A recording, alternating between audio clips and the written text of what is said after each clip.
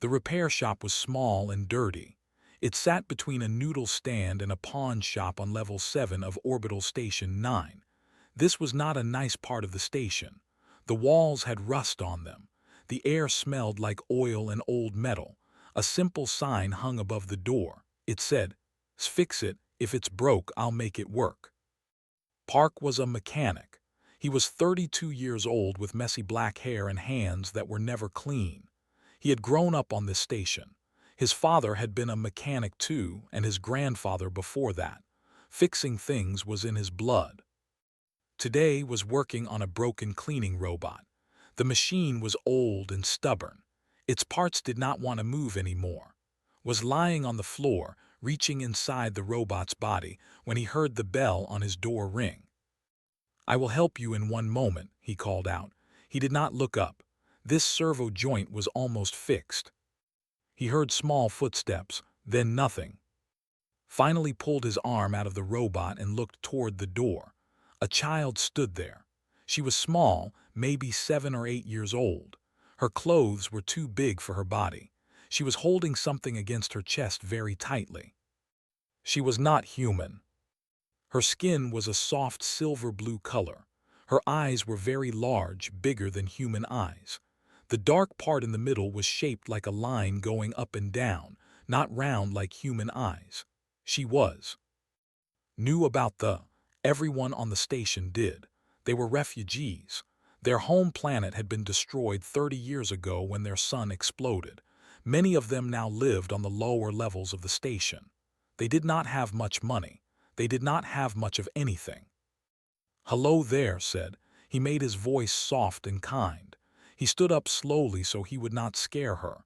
He wiped his dirty hands on his apron, but they did not get much cleaner.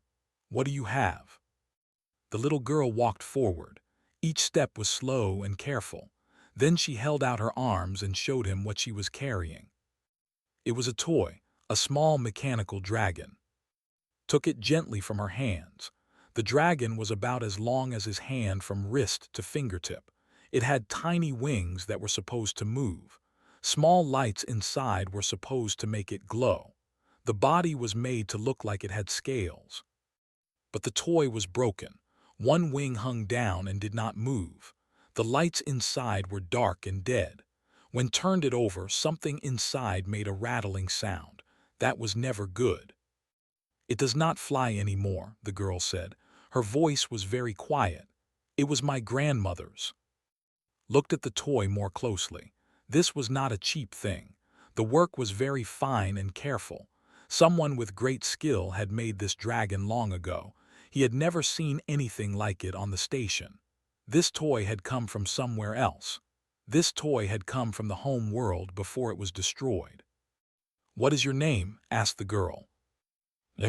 "That is a nice name." Turned the dragon over again. He found a tiny line where the body could open. It was almost impossible to see. "And what is the dragon's name?" Grandmother called him. Nodded his head like this was very important information. "That is a good name for a dragon." He looked at the toy for a long time. The more he looked, the more problems he saw. This would not be easy to fix. The parts inside were old and strange. He had never worked on anything like this before. "I have to tell you the truth," he said. "This dragon is very special. It was made with parts I do not have. I am not sure I can find them anywhere." The little girl's big eyes began to fill with water. Tears were coming. But said quickly, "I did not say I cannot fix it. I just said it will be hard. Can you leave with me for a few days? I will try my best."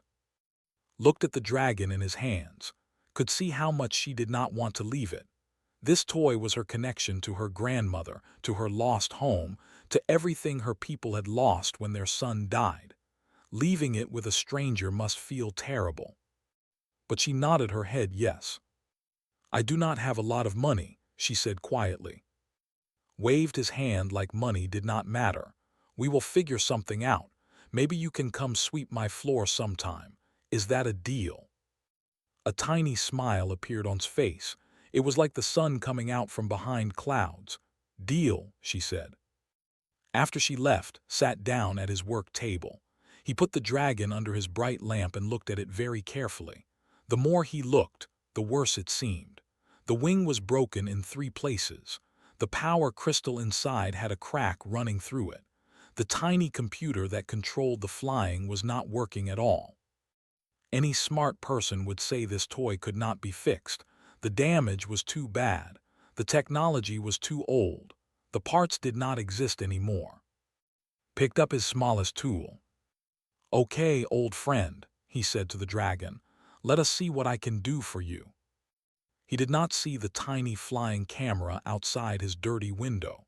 He did not see it watching him. He did not know that very far away, someone very powerful was about to see everything he did. 4 days passed. Park did not sleep much during those days. He ate cold noodles at his work table. He forgot to shower. His eyes became red and tired, but he did not stop working on the little dragon.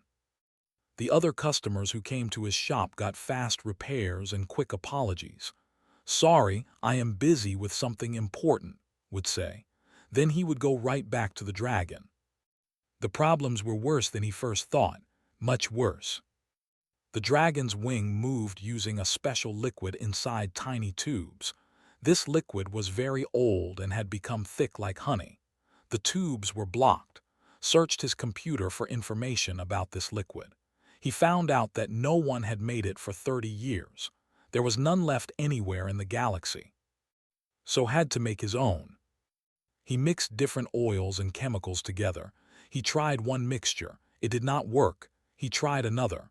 It did not work either. He tried 17 different mixtures. Finally, he found one that was close enough. It was not perfect, but it would work. He spent one whole day just cleaning the tiny tubes and filling them with his new liquid. His hands hurt from holding the small tools for so long. The wing could move now, but the dragon still could not fly. The next problem was the power crystal. This was the heart of the dragon. It made the energy that the dragon needed to move and light up, but the crystal had a crack running through its middle. Had never seen a crystal like this before.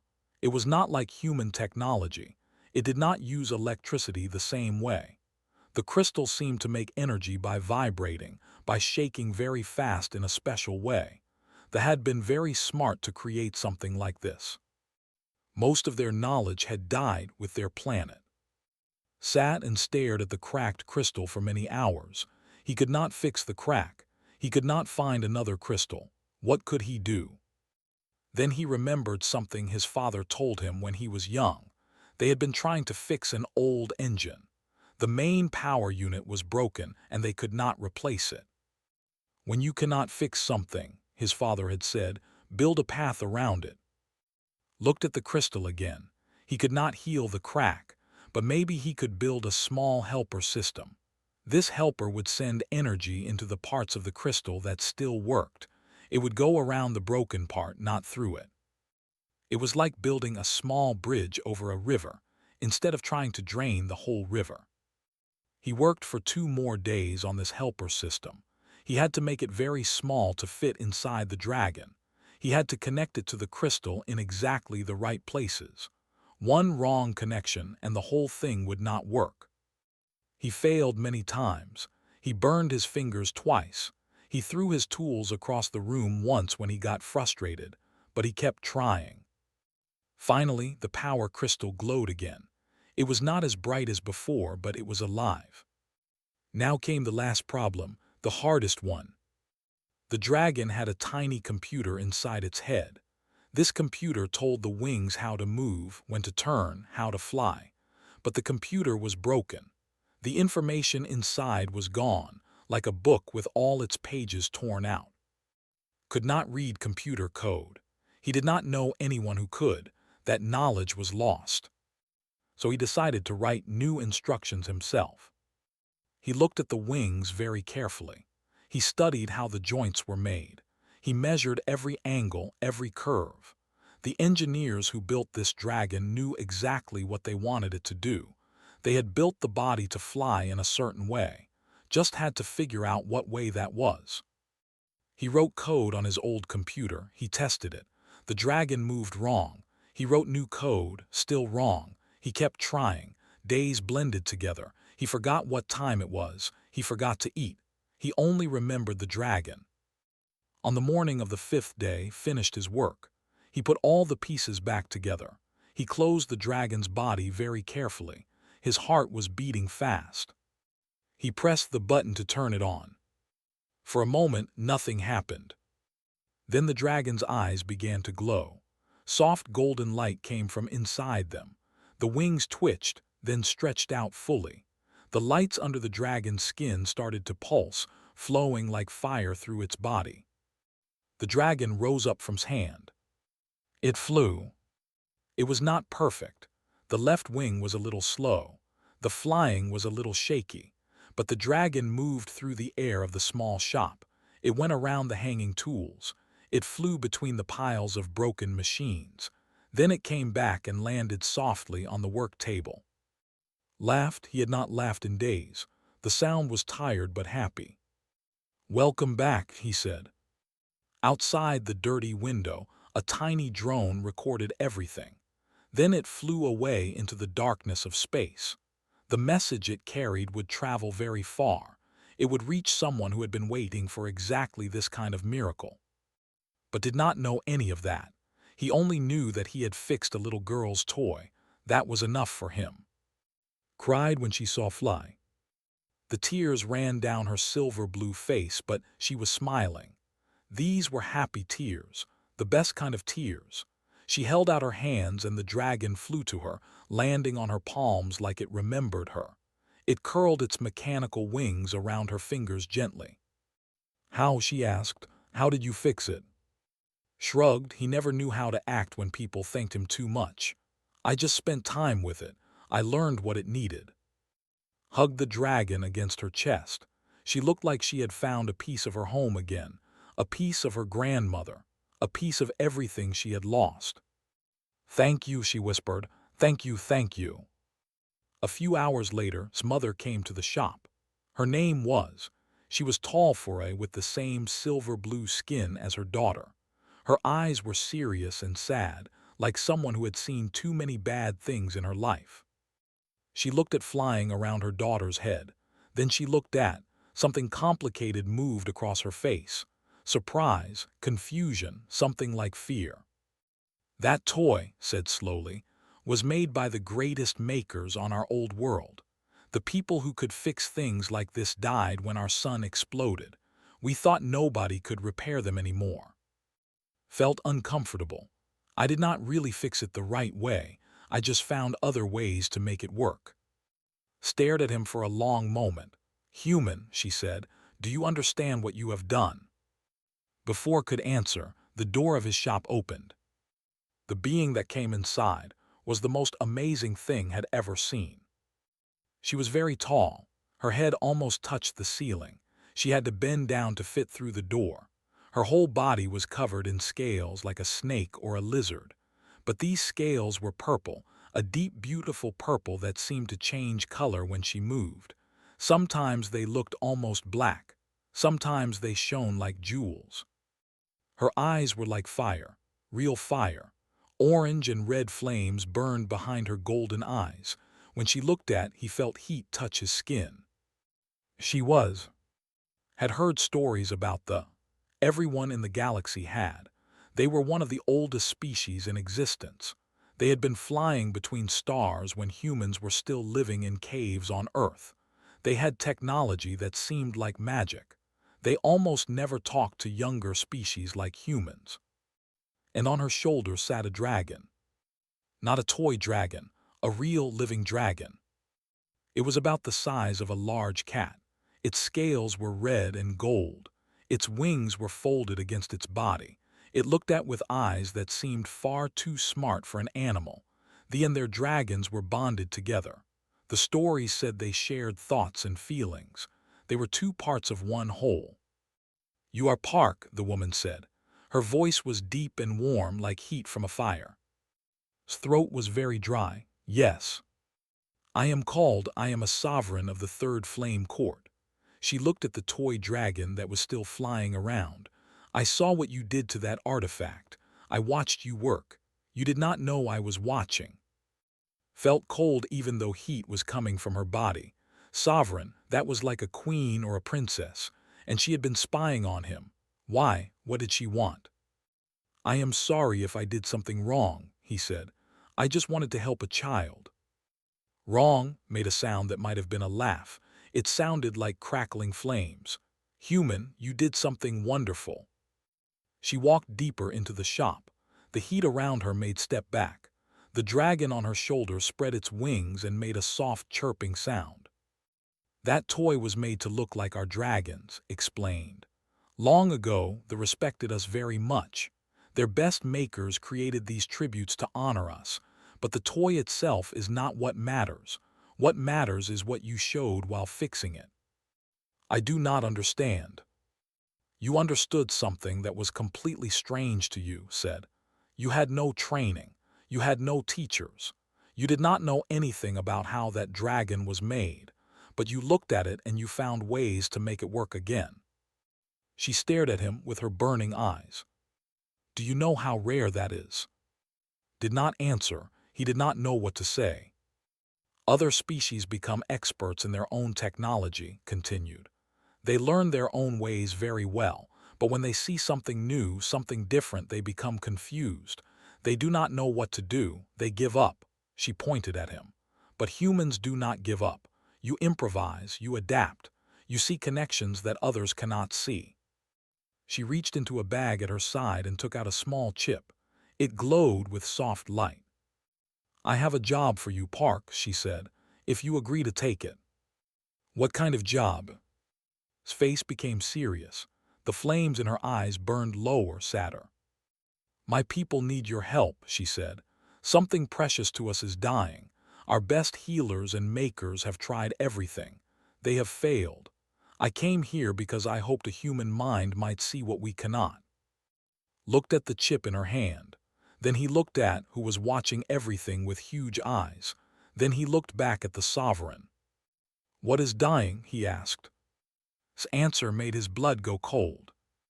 A god. The ship was like nothing had ever imagined.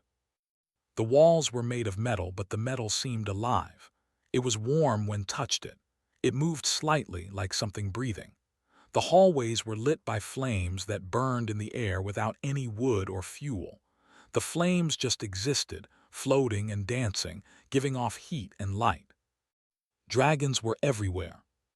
Small ones flew through the corridors like birds. Medium ones walked beside their partners. Large ones rested in special rooms, their eyes following as he passed. Some were red like fire. Some were blue like deep water.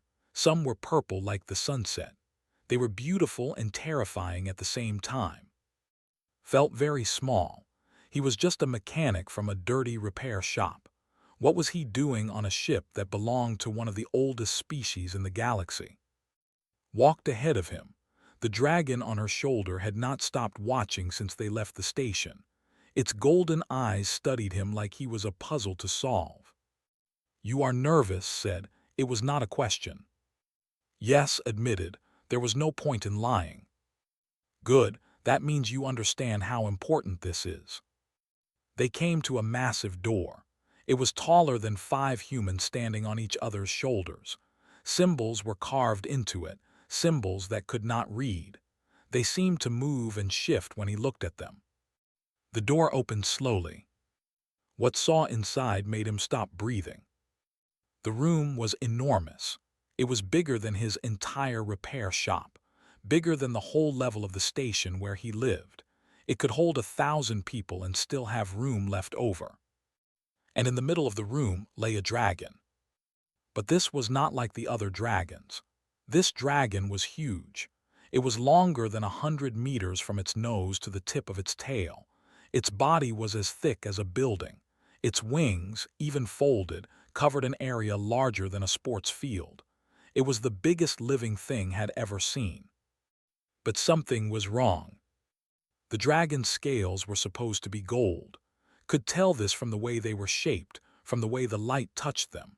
But now they were gray and dull, like metal that had been left in the rain too long. The dragon's breathing was slow and difficult.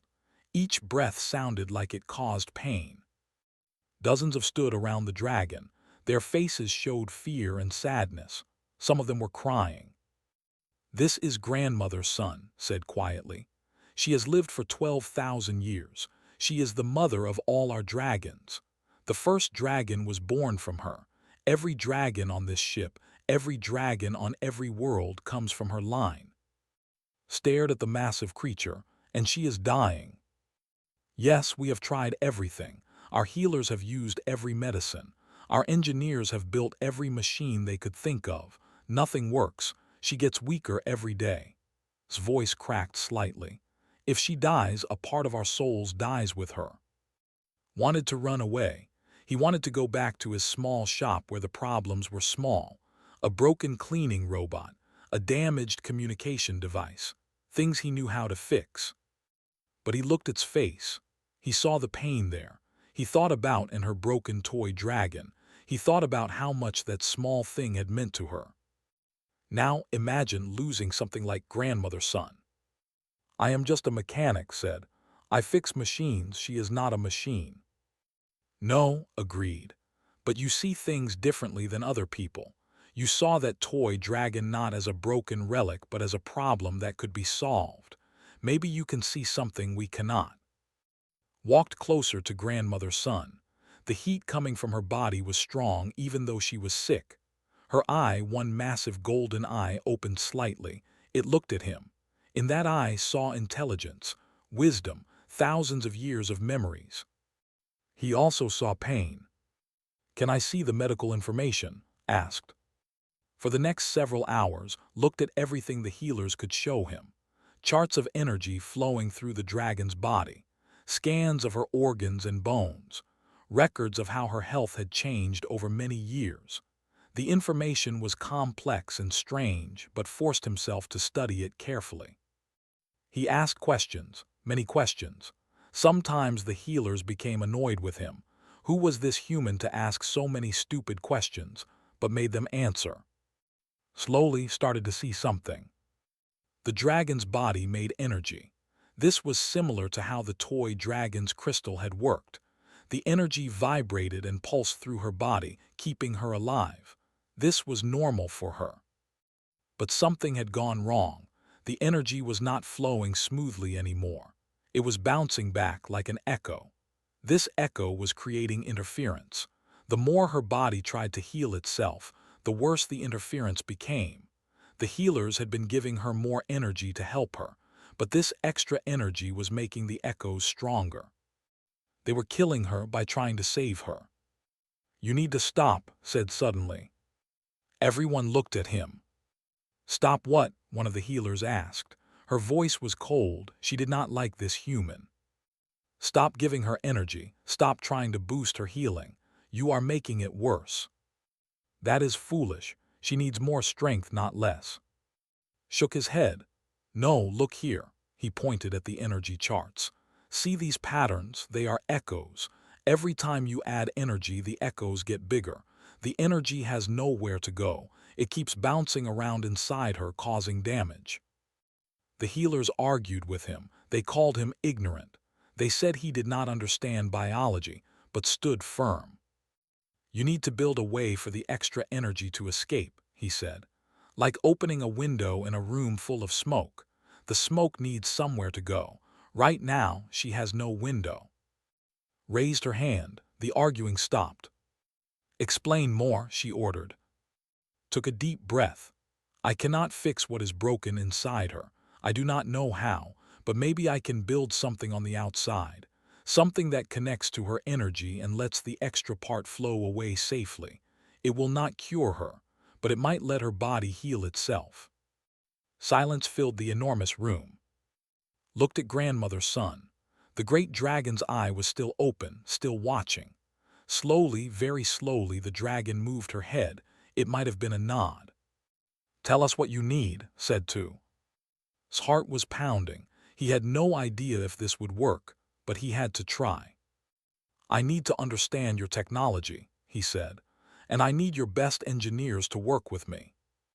3 weeks, that is how Long worked on the device. He slept only when his body refused to stay awake.